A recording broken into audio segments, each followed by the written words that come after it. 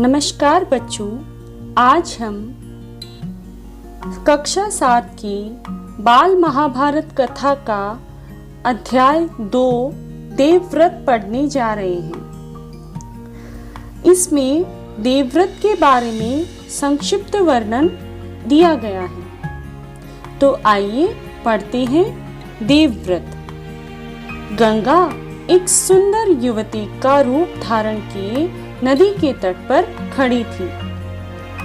उनके सौंदर्य और नवयौवन ने राजा शांतनु को मोह लिया।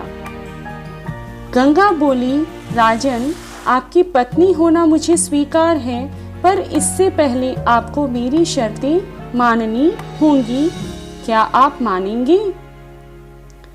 राजा ने कहा, अवश्य। राजा शांतनु ने गंगा की सारी शर्तें मान ली और वचन दिया कि वह उनका पूर्ण रूप से पालन करेंगे। बच्चों, यहाँ पर गंगा का वर्णन किया गया है। गंगा, जिसे हम नदी के रूप में जानते हैं, वह एक युवती का रूप धारण करके नदी पर खड़ी थी और गंगा का रूप देखकर राजा शांतनु उन पर मोहित हो गए थे और उन्होंने उनसे शादी का प्रस्ताव रखा था तथा गंगा ने उनसे अपनी शर्तें मानने के लिए कहा था। गंगा ने कहा था कि यदि आप मेरी शर्तें मानेंगे तभी मैं आपसे विवाह करूंगी।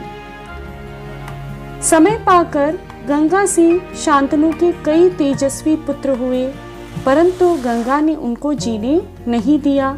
बच्चे के पैदा होते ही वह उसे नदी की बहती हुई धारा में फेंक देती और फिर हंसती मुस्कुराती राजा शांतनु के महल में आ जाती थी।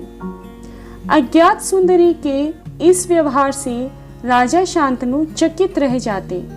उनके आश्चर्य और क्षोभ का पारावार न रहता, यानी कि उनके गुस्से का और उनके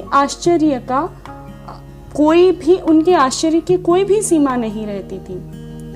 चूंकि शांतनु ने वचन दिया था कि वे गंगा की किसी भी तरह के व्यवहार का विरोध नहीं करेंगे तथा उससे नहीं पूछेंगे कि वो क्या कर रही है, इसलिए वे मौन रहते।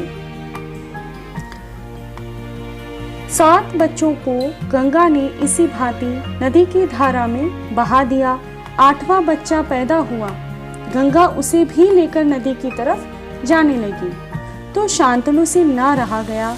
बोले, माँ होकर अपने नादान बच्चों को अकारण ही क्यों मार दिया?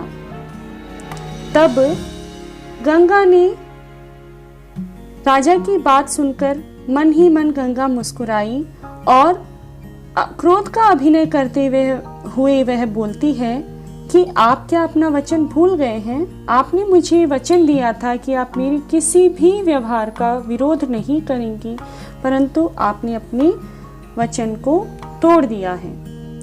मालूम होता है कि आपको पुत्र से ही मतलब है, मुझसे नहीं।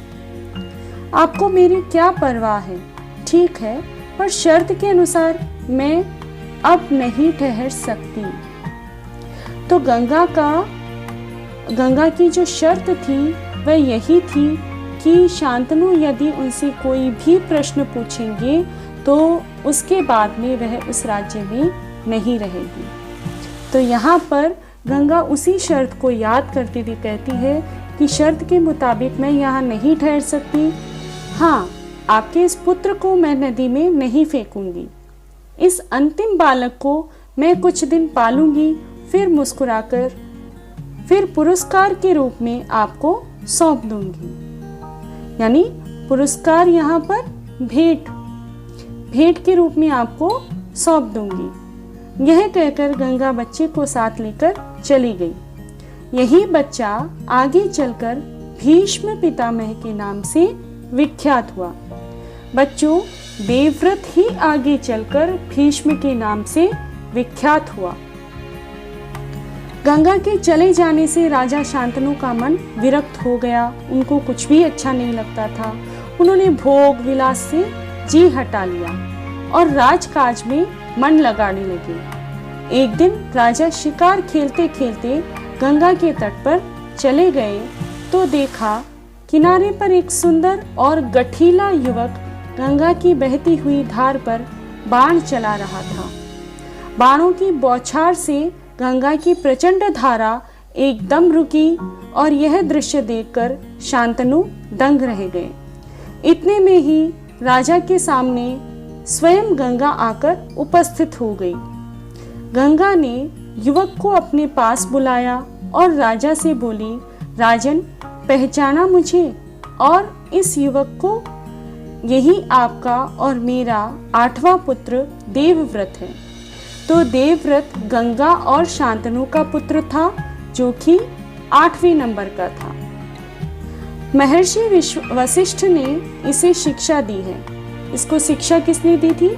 महर्षि वशिष्ठ ने। शास्त्र ज्ञान में शुक्राचार्य और रण कौशल में परशुराम ही इसका मुकाबला कर सकते हैं। तो देवव्रत का मुकाबला शास्त्र ज्ञान में शुक्राचार्य, जो कि महाज्ञानी हैं, तथा परशुराम, जो कि महावीर हैं, वही इसका मुकाबला कर सकते हैं। यह जितना कुशल योद्धा है, उतना ही चतुर राजनीतिज्ञ भी। आपका पुत्र मैं आपको सौंप रही हूँ। अब ले जाइए इसे अपने साथ। गंगा ने देवव्रत का माथा चूमा और आशीर्वाद देकर राजा के साथ उसे विदा किया। बच्चों, यह कहानी थी देवव्रत की। आशा है समझ में आया होगा। धन्यवाद।